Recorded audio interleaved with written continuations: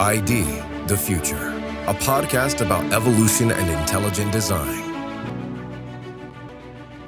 Are evolution and design compatible? I'm Casey Luskin. Welcome to ID, the Future. As you might guess, the question of whether evolution and design are compatible probably depends upon how you define evolution and what you mean by design. Well, a very respectable, though we would say ultimately unsuccessful attempt at merging intelligent design and evolution has been proposed by a theologian at the University of Helsinki named Kojonen. In 2021, he published a thoughtful and serious book titled The Compatibility of Evolution and Design, published by Palgrave Macmillan and Springer Nature. In the book, Kojonen basically argues that evolution and design can be harmonized, but not just in sort of the very general sense of change over time or common ancestry.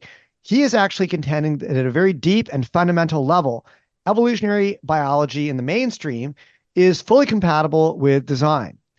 Well, some of my most valuable members of our team here at Discovery Institute, I'm thinking of Dr. Emily Reeves, who we have with us today on the podcast, along with some other great folks we've interviewed as well on this topic. Steve Dilley and Brian Miller did a book club over the last year and a half or so, reading Kojonen's book. And then last year in 2023, we co-authored a peer-reviewed paper published in the journal Religions titled On the Relationship Between Design and Evolution, which is a critical analysis of Professor Kojonen's model. And we each contributed different parts of the paper, and it covers a lot of ground. So we're doing a series of podcasts with each of the co-authors to discuss their role in the paper and also their take on Professor Kojonen's attempt to harmonize design and evolution. So today we have on the show with us Dr. Emily Reeves, a biochemist, metabolic nutritionist, and also aspiring systems biologist. Her PhD studies were completed at Texas A&M University in biochemistry and biophysics. She's currently an active clinician for metabolic nutrition and nutritional genomics at Nutriplexity. Emily, I know that you have interviewed me a few times for ID the Future, and I've been grateful for that. So it's great to have you today on the other side of the microphone being the one interviewed. So thank you so much, Dr. Reeves, for joining us. Thank you, Casey. It's truly a pleasure to be here and talk about our recent publication on the relationship between design and evolution. Yes, really excited to talk to you about this. Can you give us a little bit of background about your interest on this topic and the question of whether design and evolution or faith and evolution are compatible? Sure. So the idea that design and evolution are compatible is trending in faith circles, Christian, Islam, and Judaism. With high-profile scientists like Francis Collins holding a compatibility view, I think a lot of people that love science and don't know a lot about the mechanisms of evolution or the evidence for design just readily accept this idea. Now, for myself, compatibility between these two ideas has never really made sense intuitively to me. And so because of this, I find it interesting to hear from people who hold this view so I can better understand their perspective. Now, between reading Kojonen's book on the compatibility of design and evolution, which I'm going to refer to throughout the rest of this podcast as CED, and then having conversations with different people, and finally then co-writing our publication together, I have really been able to learn a lot more about this perspective in the last year and a half, and I am really grateful for that.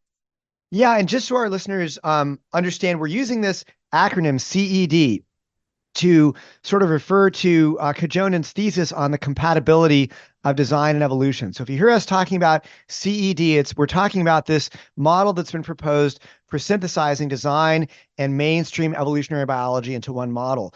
Dr. Reeves, can you provide us with a summary of CED in your own words?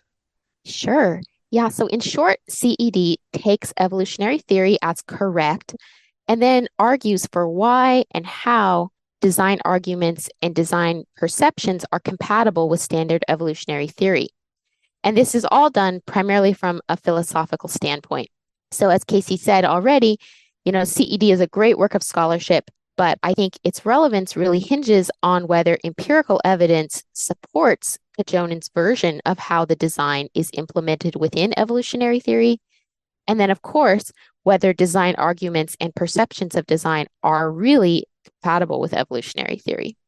Yeah, great summary. And I very much agree with you. It is a very nice work of scholarship. We thought that Kojonen's book was thoughtful. He tried to be fair. Although we ultimately do disagree with the thesis, we don't think it works. We do think it was a valiant effort. And we would encourage folks who are interested in this question to read his book. So our paper that we published is an open access paper. Of course, we'll link to it from the podcast description. But can you provide us with sort of a brief summary of our response on the relationship between design and evolution? If you can be brief, I think it was like a 20 something thousand word paper, but summarize what we said in the paper. Sure. Yeah, so we have three main lines of critique. Our first line of critique is that the particulars of Kojonen's conception of design really run contrary to the empirical data, and that's like data in biology. And we discussed two major points to this end. First, the rarity and isolation of proteins, and then the argument of irreducible complexity, which is exemplified in the bacterial flagella. And then our second major line of critique is that his view of design fits poorly with mainstream evolutionary theory. And particularly, we talk about convergence. And then finally, our third line of critique is that his model, if you accept it, also harms your ability to do design detection. Thank you. And, Kojonen's book really covers a lot of ground. And so our response had to cover a lot of ground, getting into science and philosophy and even some theology here and there, and many different lines of scientific evidence that he brought to bear in support of his thesis that design and evolution are compatible.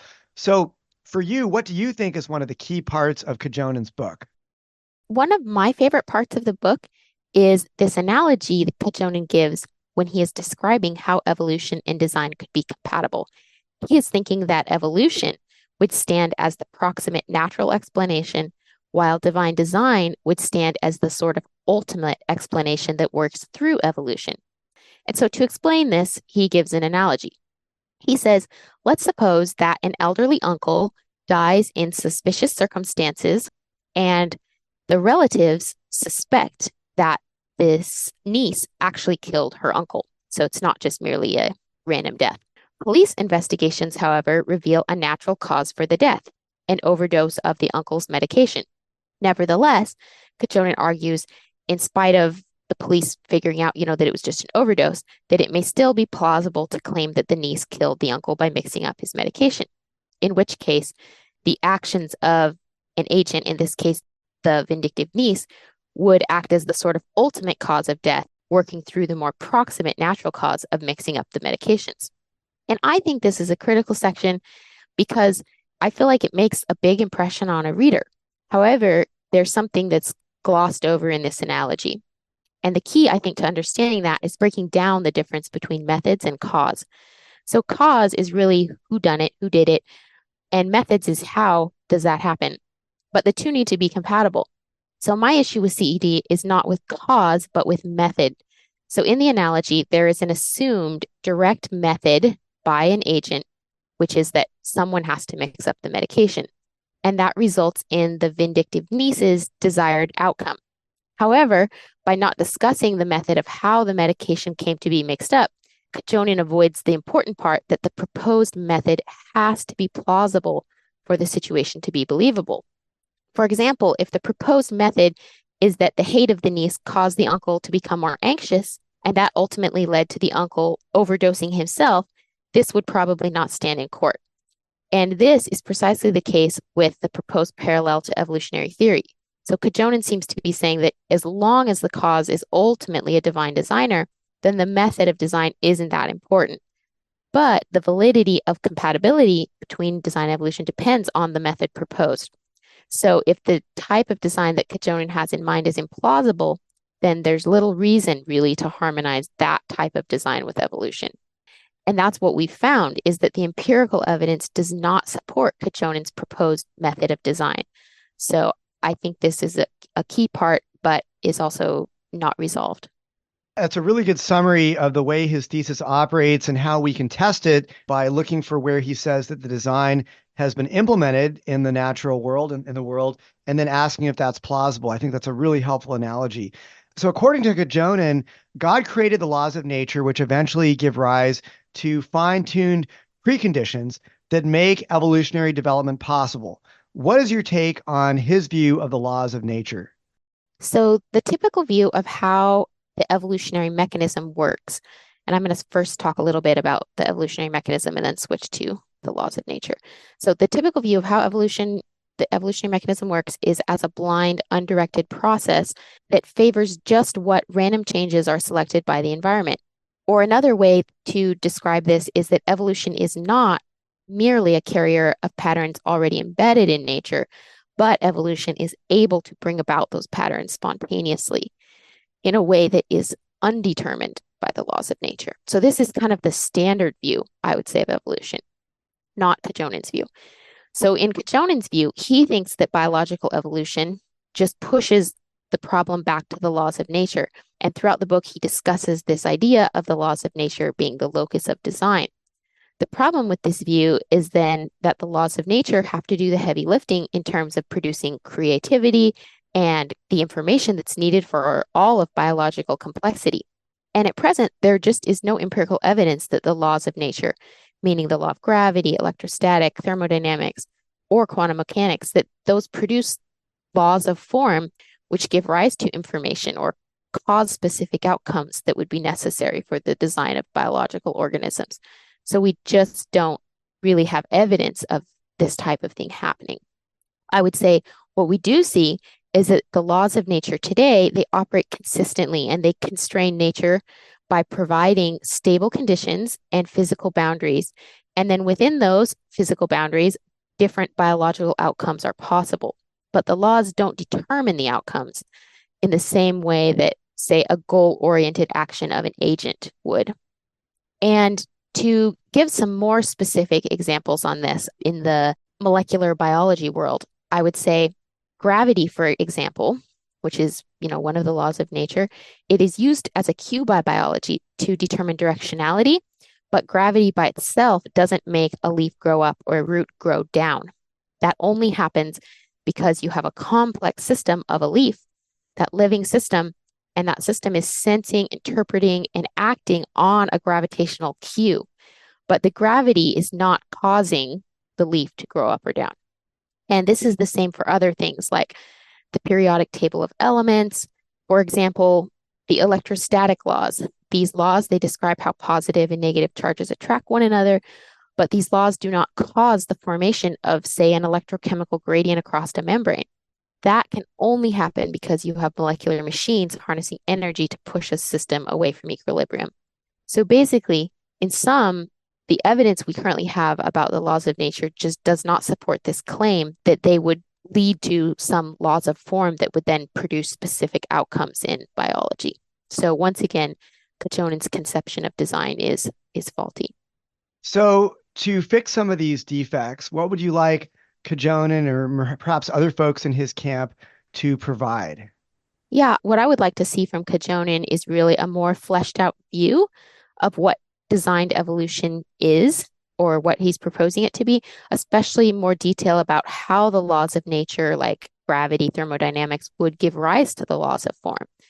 And then I think if there's a more well-defined model, it can be more rigorously assessed empirically and then also assessed for how well the design and evolution elements go together. So basically, I want just more specifics on what the model is, especially related to how the laws of nature give rise to the laws of form. Well, obviously you have your own views of design and how design works. So where do you think we should look to further our understanding of the mechanisms of design? I think that given that the design logic of organisms is comprehensible to us, and since we can redesign organisms using our own capabilities as agents, then it is acceptable to conclude that the divine designer's cause and methods are at least partly akin to our own. So, for those who believe humans were created in the image of the divine to design and create things, it also makes sense that by understanding our methods of design, for instance, engineering and art, we may gain at least some insight into how living organisms were created. Now, even if an agent is far more capable or may have employed a mechanism or method that is unknown or inaccessible, inferencing from the most comparable methods is useful, even if those turn out, I think, not to be quite correct. Okay, so getting back to our response to Kojonen, it's a very long paper. I would understand if a lot of folks find it a bit long to read. You kind of really want to have to dig into this question, this issue. But and we cover a lot of ground, and you obviously contributed to multiple different parts of the paper and had a lot of influence over various sections. So for you, what is one of the key parts of our response that you would like to highlight and that you had a major role in? Yeah, one of my favorite parts is really the section on convergence. So first, let's give just a quick definition of convergence. So as defined by Kojonen, convergence refers to the independent evolution of the same biological outcome in two or more different lineages, beginning from different starting points. So let's give an example because that's kind of a long definition. So dolphins and sharks, they have similarly streamed bodies and dorsal fins, even though dolphins are mammals and sharks are fish. So Kojonen interprets that this is convergence, and Kojonen interprets this as evidence for preconditions, or more specifically, that laws of form play a significant role in helping evolutionary processes cluster around similar solutions. So that somehow this law of form, guided evolution to produce both a dolphin and a shark. And forms that appear multiple times in nature are regarded by Kojonen as they're an emergent consequence, he says, of the laws of physics and chemistry. So again, back to what we were saying before, somehow the laws of nature have to give rise to the laws of form, and then that somehow works in accordance with standard evolutionary theory. So now, in standard evolutionary theory, convergence is really this big unsolved mystery, which doesn't fit well at all with the mechanism of the theory, because convergence relies on many improbable events, as it not only requires the evolution of certain complex proteins and traits, but it requires the evolution of those things independently more than one time. And so our critique to this really had two parts. First, since the empirical evidence shows that evolutionary development of even one structure, such as the eye, is extremely unlikely, then how much more so independent evolution of the same trait, not just one time, but multiple times? Now, Kojonen thinks this is not a problem if evolution is not prohibitively improbable in the first place due to fine-tuning. But what we really showed is that there's strong empirical evidence against any such fine-tuning. Thus, Kojonen is envisioning design in a way that allows evolution to work like a search engine within this constrained possibility space, but it's very unclear that there is sufficient evidence to support this type of design. So to me, this is sort of like an idea, but there's not a lot of evidence like holding it up. Then the second part of our critique was to point out that while convergence helps design arguments, it severely injures the evidence for common descent, which Kojonen accepts and which is necessary to support evolutionary theory. So by including convergence as a key part of CED, Kojonen sort of injures the case for common ancestry, which is one of the major lines of evidence used to support evolutionary theory. So once again, you have this tension between his view of design and his view of evolution. Yeah, and I think this issue with convergence really is a problem for not just Kojonen's thesis of design and evolution, but for, many attempts to sort of construct evolutionary models that are based upon common ancestry, where you say that, okay, well, there's similarity between organisms, and that similarity reflects their common ancestry, but then you get many instances of similarity that can't be explained by common ancestry. And you have to appeal to convergent evolution. These two features, these two structures, even sometimes these two gene sequences, they just evolved independently. And it sort of pulls the rug out from under the whole rationale that's used normally to say that similarity implies inheritance from a common ancestor. Well, I guess that's true, except for when it doesn't. And it's the result of independent evolution. And so it makes for a thesis that is not very consistent. And it's very hard sometimes to predict exactly what we should find. So do you have any concluding thoughts about Kojonen's book and his thesis and the whole issue? Yeah, so Kojonen in his book and more recent preprint says that whether evolutionary theory stands or falls, the arguments for the compatibility between design and evolution still stand. And my gut response to that is, well, sort of, maybe not. If Kojonen's formulation of where or how the design is implemented in the natural world turns out not to be true, then I would say there's no reason to really argue for the compatibility of it with anything. You need evolution and design to get compatibility. So if either evolution or design fails, you don't get compatibility. So I think empirical data is really important in this conversation. And of course, also the extent to which design arguments mesh with evolutionary theory. Yeah, and what's really interesting about Kojonen's thesis is that he has very specific sort of loci of where design is helping evolution to be able to work. So it's a testable thesis, and it's not that we're not just critiquing evolution generally here, saying, oh, evolution fails, therefore his thesis fails. What we're seeing is that he has very specific cases where he says, oh, the fitness landscapes of protein sequences are finely tuned to allow for new proteins to evolve by random mutation and natural selection. Okay, well, we can actually test that question. Do protein sequences look like they are fine-tuned to allow for these sequences to evolve by essentially, mechanistic processes? And when we look at the data, we don't see it. We don't see that there's that fine-tuning there. So the design that he's predicting is there to help evolution work is just not there. So then that means, okay, well, what's left of evolution? I guess evolution doesn't have that sort of boost that it needs from design. So evolution also has problems, but really the core thing though is that his thesis doesn't hold up. So Dr. Reeves, thank you very much for all the work that you did on this paper. It was fantastic having your contributions to this project. And thank you for sharing with us today your insights about the compatibility of evolution and design. Yeah, thank you so much, Casey. It was a pleasure. I'm Casey Luskin with ID The Future. Thanks for listening. Visit us at idthefuture.com and intelligentdesign.org. This program is copyright Discovery Institute and recorded by its Center for Science and Culture.